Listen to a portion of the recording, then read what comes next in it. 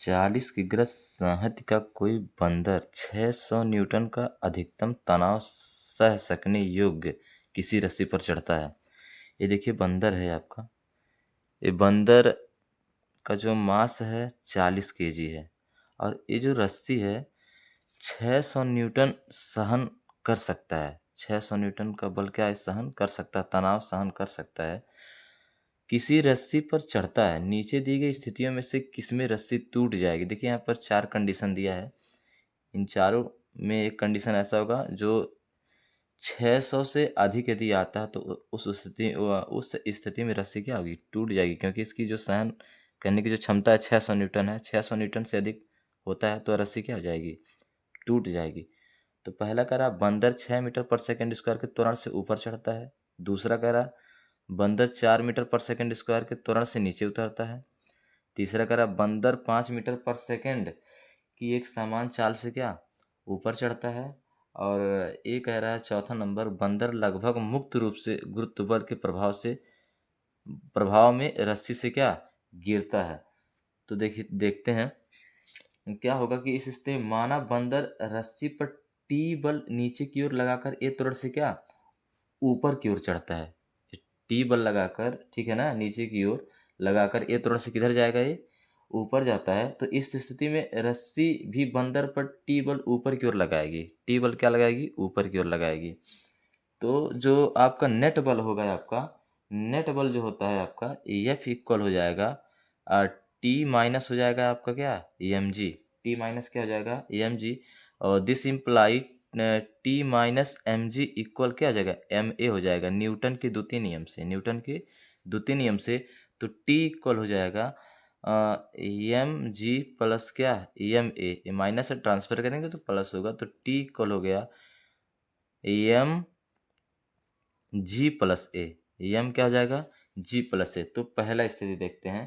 पहला स्थिति में क्या रहा है, ए इक्वल कितना है, 6 मीटर पर सेकेंड स्क्वायर। ए इक्वल कितना है, 6 मीटर पर सेकेंड स्क्वायर। तो आपका यहाँ देख रहे हैं एम इक्वल दिया है आपका 40 केजी दिया है। और डोरी में तनाव टी इक्वल कितना दिया है आपका,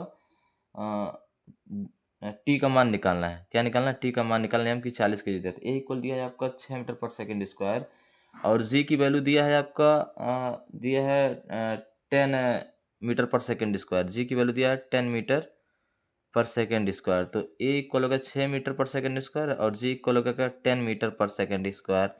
तो टी इक्वल हो जाएगा, एम की वैल्यू कितना है 40 और जी का है 10 प्लस क्या 6। तो हो जाएगा आपका 16 हो जाएगा। 40 गुणे क्या होगा आपका 16, तो 16 चौका 64, 640 हो रहा है। कितना आएगा, टी इक्वल 640।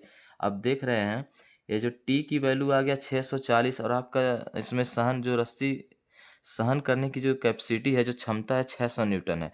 तो इस स्थिति में तो रस्सी क्या हो जाएगी, टूट जाएगी। इस स्थिति में रस्सी क्या हो जाएगी, टूट जाएगी। अब दूसरा देखते हैं। दूसरा दूसरा क्या कह रहा है कि बंदर 4 मीटर पर सेकेंड स्क्वायर के तुरंत से क्या नीचे उतरता है। तो ए इक्वल हो जाएगा -4 हो जाएगा। माइनस क्या हो जाएगा, 4 मीटर पर सेकेंड स्क्वायर। तो इस कंडीशन में टी इक्वल क्या हो जाएगा, एम जी माइनस क्या हो जाएगा आपका ए हो जाएगा। जी माइनस क्या हो जाएगा, ए। तो एम का मान कितना है 40, 10 का जी का मान कितना है 10 और हो जाएगा माइनस हो जाएगा कितना 4। तो हो जाएगा 40 और हो जाएगा कितना ये तुम्हारा हो जाएगा 10 -4 6 हो जाएगा। 4 6 24, 240। यानी इस कंडीशन में जो तनाव है टी इक्वल 240 न्यूटन होगा। इसमें तो डोरी नहीं टूटेगा क्योंकि 240 आ रहा है। कितना आ रहा है आपका 240। तीसरा है आपका बंदर जो है अचर वेग से, बंदर क्या कर रहा है, तीसरा नंबर जो है बंदर अचर वेग से, अचर वेग से, बंदर अचर वेग से आपका क्या हो रहा है, चढ़ रहा है। अचर वेग से क्या कर रहा है, चढ़ रहा है। अचर वेग से क्या कर रहा है, चढ़ रहा। तो इस कंडीशन में आपका क्या होता है, त्वरण जो होता है क्या होगा आपका, जीरो होगा। त्वरण आपका क्या होगा, जीरो होगा। तो टी इक्वल क्या हो जाएगा आपका एम जी प्लस ए।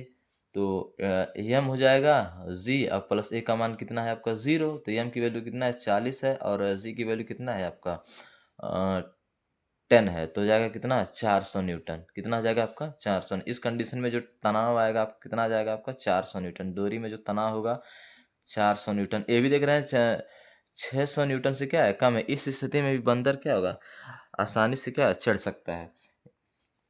चौथा क्या कह रहा, चौथा कह रहा मुक्त रूप से गिरते समय। मुक्त रूप से देखिए, जब मुक्त रूप से गिरेगा तो वो ए इक्वल माइनस जी हो जाएगा। मुक्त रूप से गिरेगा तो हो जाएगा क्या, ए इक्वल माइनस क्या हो जाएगा आपका जी होगा। ए इक्वल क्या हो जाएगा माइनस जी।